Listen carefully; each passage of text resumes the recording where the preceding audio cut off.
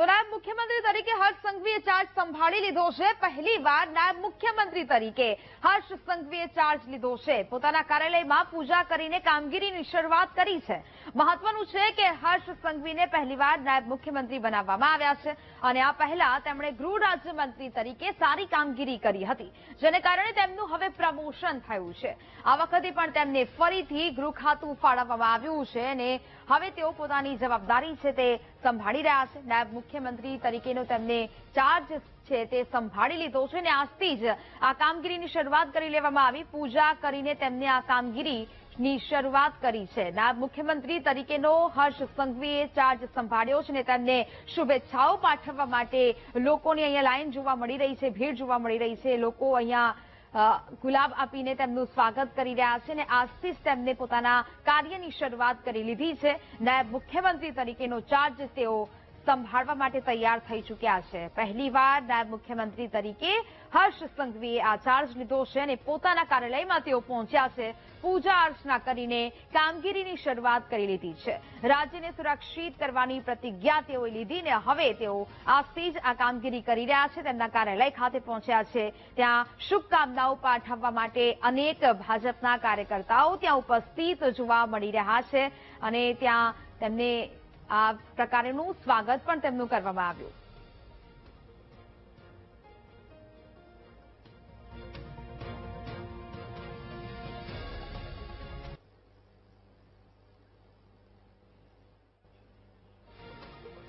સંવાદદાતા Mehul phone line પર જોડાયા છે। મેહુલ, નાયબ મુખ્યમંત્રી તરીકે હર્ષ સંઘવીએ હવે પોતાનો ચાર્જ સંભાળી લીધો છે। હા, બિલકુલથી વાત કરવામાં આવે તો નાયબ મુખ્યમંત્રી તરીકે હર્ષ સંઘવીએ પોતાનો ચાર્જ જે છે તે સંભાળી લીધો છે। મોટી સંખ્યામાં તેમના સમર્થકો અત્યારે હાલ ગાંધીનગર ખાતે તેમના જે કાર્યાલય છે ત્યાં પહોંચ્યા છે અને તેમને શુભેચ્છા આપી રહ્યા છે। ગાંધીનગર જિલ્લા જે છે ભાજપના આગેવાનો પણ મોટી સંખ્યામાં છે અને સાથે જ પૂર્વ મંત્રી, વર્તમાન ધારાસભ્યો જે છે તે પણ અહીંયા તેમને શુભેચ્છા પાઠવવા માટે પહોંચ્યા છે। સંપૂર્ણ શાસ્ત્રોક્ત વિધિથી જે પૂજા કરી ત્યારબાદ તેમને પોતાનો ચાર્જ નાયબ મુખ્યમંત્રી તરીકે સંભાળ્યો છે। અધિકારીઓ જે છે તેમને પણ તેઓ પણ તેમને શુભેચ્છા પાઠવવા માટે આવ્યા છે। અધિક મુખ્ય સચિવ એમ.કે. દાસ, ગાંધીનગર રેન્જના આઈજી છે તેઓ પણ અહીંયા પહોંચ્યા છે અને તેમને શુભેચ્છા જે છે તે પાઠવવામાં આવી છે।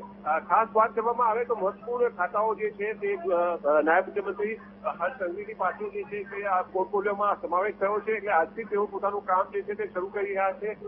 ખાસ આજે સ્વર્ણિમ સંકુલ 1 ખાતે અલગ અલગ જે વિભાગના મંત્રીઓ છે તે ચાર્જ લઈ રહ્યા છે, તેમાં મહત્વપૂર્ણ કહી શકાય તેમાં નાયબ મુખ્યમંત્રી હર્ષ સંઘવી જે છે તે અત્યારે નાયબ મુખ્યમંત્રી તરીકે પોતાની કામગીરી શરૂ કરી દીધી છે। સમર્થકો ગઈકાલથી મોટી સંખ્યામાં તેમના નિવાસસ્થાને જે છે તે પહોંચ્યા હતા અને આજે વહેલી સવારે જયારે તેમને ચાર્જ સંભાળવા માટે તૈયાર થઈ રહ્યા હતા, ખાસ તૈયારીઓ જે છે તે કરવામાં આવી હતી અને અત્યારે તેમના કાર્યાલય ખાતે તમામ લોકો શુભેચ્છા પાઠવવા માટે પહોંચ્યા છે।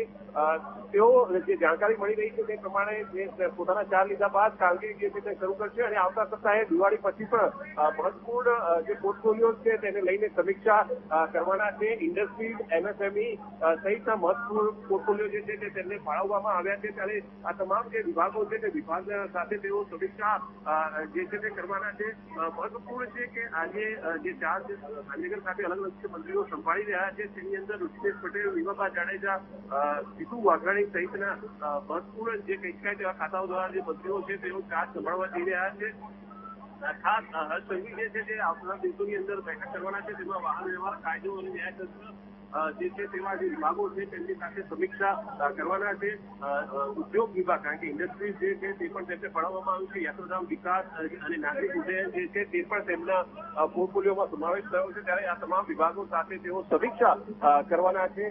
અત્યારે મોટી સંખ્યામાં સમર્થકો હાજર છે। ગાંધીનગર ઉત્તર અને દક્ષિણના ધારાસભ્યો, માણસાના જે ધારાસભ્ય છે તેઓ પણ ઉપસ્થિત છે, સાથે જે કલોલના જે ધારાસભ્ય છે તે પણ અહીંયા હાજર છે। તેમના પરિવારના સભ્યો પણ તેમને અહીંયા જે છે તેમના કાર્યાલય પર ઉપસ્થિત છે। મહત્વપૂર્ણ છે કે અત્યારે હાલ હવે શુભેચ્છકો મોટી સંખ્યામાં અહીંયા ઉપસ્થિત રહેવાના છે અને ત્યારબાદ તે મીડિયા બ્રીફિંગ પણ કરશે। જી બિલકુલ, તે મેહુલ, એટલે કે દિવાળી પહેલા જે મંત્રીમંડળનું વિસ્તરણ કરી દેવામાં આવ્યું, અનેક લોકોની બાદબાકી, અનેક નવા ચહેરા છે તે જોવા મળ્યા અને હવે સાથે સાથે નવા વર્ષની શરૂઆત થાય અને દિવાળીનો પર્વ શરૂ થઈ ગયો છે તે પહેલા જ હવે એક બાદ એક મંત્રીઓ પોતાનું સ્થાન છે તે ગ્રહણ કરી રહ્યા છે, ચાર્જ સંભાળી રહ્યા છે અને હવે આ રેસમાં ઋષિકેશ પટેલ પણ જોવા મળી રહ્યા છે। મેહુલ।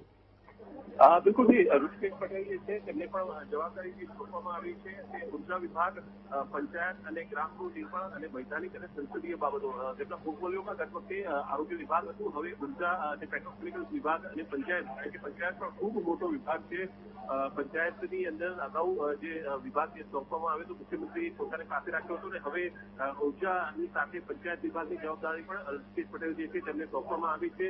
ખાસ આ બંને જે વિભાગો છે તેની સાથે તેમના માટે નવા છે અને બંને વિભાગો સાથે આવતા દિવસોની અંદર તેઓ સમીક્ષા બેઠક કરવાના છે, પરંતુ આજે તેમના પરિવારના સભ્યો સાથે તેઓ અહીંયા પહોંચ્યા હતા અને ઋષિકેશ પટેલ જે છે તેમને પૂજા વિધિ કરી તેમને ચાર્જ જે છે તે સંભાળ્યો હતો. તેમનું કાર્યાલય જે છે તે સ્વર્ણિમ સંકુલ 1ના બીજા મજલા ઉપર ફાળવવામાં આવ્યું છે અને ત્યાં પૂજા કરી અને તેમને પોતાનો ચાર્જ જે છે તે સંભાળી લીધો હતો. ગત સરકારમાં પણ તેમને મહત્વપૂર્ણ પોર્ટફોલિયો અને મહત્વપૂર્ણ જવાબદારી સોંપવામાં આવી હતી. આ સરકારની અંદર પણ તેમની જવાબદારી જે છે ખૂબ જ મહત્વપૂર્ણ રહેવાની છે. ત્યારે તેમને પોતાનો ચાર્જ સંભાળી, કાર્યભાર સંભાળી પોતાની કામગીરી જે છે તે શરૂ કરી છે. અને આ ઉર્જા અને પેટ્રોકેમિકલ્સ વિભાગ અને પંચાયત વિભાગ ખૂબ જ વ્યાપક જે છે રીતે સીધો અસર કરતા છે અને પબ્લિક ડીલિંગના સંદર્ભમાં તેમના માટે મહત્વપૂર્ણ જવાબદારી બની રહેવાની છે. જી બિલકુલ મેહુલ, એટલે કે અત્યારે જે એક બાજુ એક દ્રશ્યો છે તે સામે આવી રહ્યા છે, નવા મંત્રી હોય અથવા તો પછી જેને રિપીટ કરવામાં આવ્યા હોય, તે તમામ મંત્રીઓના ચહેરા પર એક અલગ જ મુસ્કાન જોવા મળી રહી છે. સાથે સાથે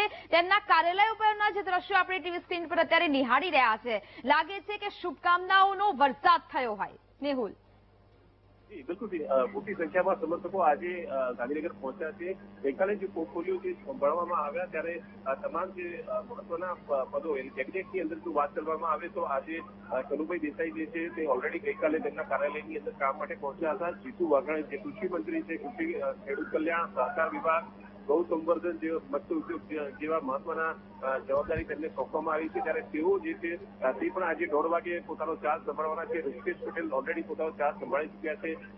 કુંવરજી બાવળિયા પણ ટૂંક સમયમાં આ સંદર્ભે જાહેરાત જે છે તે કરશે. નરેશ પટેલ જેઓ આદિજાતિ મંત્રી છે તે પોતાનો ચાર્જ સંભાળી ચૂક્યા છે. અલ્પેશ મોઢવાડિયા જે છે તે લાભ પાછળ પોતાનો ચાર્જ સંભાળશે. અત્યારે ટૂંક સમયમાં પ્રદ્યુમન વાજા જે શિક્ષણ મંત્રી છે અને સામાજિક ન્યાય અધિકારીતા મંત્રી છે, જે બે મહત્વના પોર્ટફોલિયો તેમની પાસે છે, તેઓ પણ અત્યારે પોતાનો ચાર્જ સંભાળી રહ્યા છે.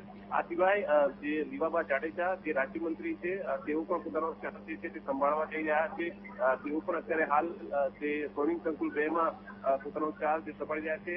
રાજ્યમંત્રી પ્રાથમિક, માધ્યમિક અને પ્રૌઢ શિક્ષણમાં તેમને જવાબદારી સોંપવામાં આવી છે, પરંતુ મહત્વપૂર્ણ આરોગ્ય મંત્રી જે ઇન્ડિપેન્ડન્ટ જવાબદારી સોંપવામાં આવી છે પ્રફુલ પાનસેરિયા, તેઓ પણ અત્યારે સ્વર્ણિમ સંકુલ 2 ખાતે પહોંચ્યા છે અને તેમને પોતાને કાર્યભાર જે છે તે સંભાળવા જઈ રહ્યા છે. આરોગ્ય, પરિવાર કલ્યાણ, તબીબી શિક્ષણ મહત્વપૂર્ણ જવાબદારી જે છે પ્રફુલભાઈ પાનસેરિયાને સોંપવામાં આવી છે.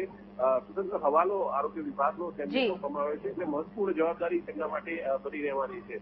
આ સિવાય કાંતિલાલ અંબુતિયા જે છે તે પણ પોતાનો ચાર્જ ટૂંક સમયમાં સંભાળશે. જી બિલકુલ મેહુલ, વિગતો સાથે જોડાયા તે બદલ આપનો આભાર.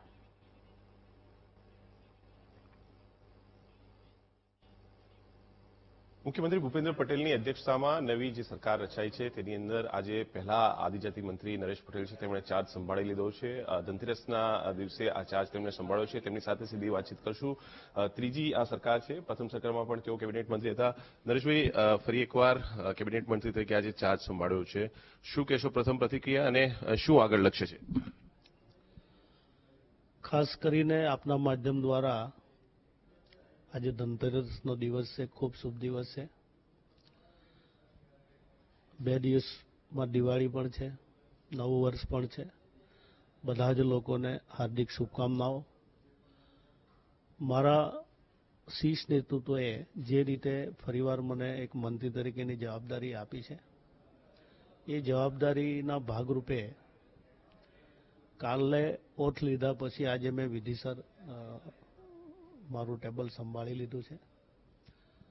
મારા સાથી મિત્ર અત્યાર સુધી છેલ્લા 3 વર્ષ સુધી મારો વિભાગ સંભાળતા હતા, એમને પણ મેં બોલાવ્યા અને અત્યાર સુધી જે અમારી પરંપરા રહી છે, અમારો જે શિરસ્તો છે, આદરણીય મંગુભાઈએ પણ ખૂબ લાંબા સમય સુધી આદિજાતિ વિભાગ સંભાળ્યો છે.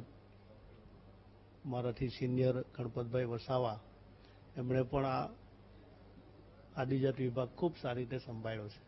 એ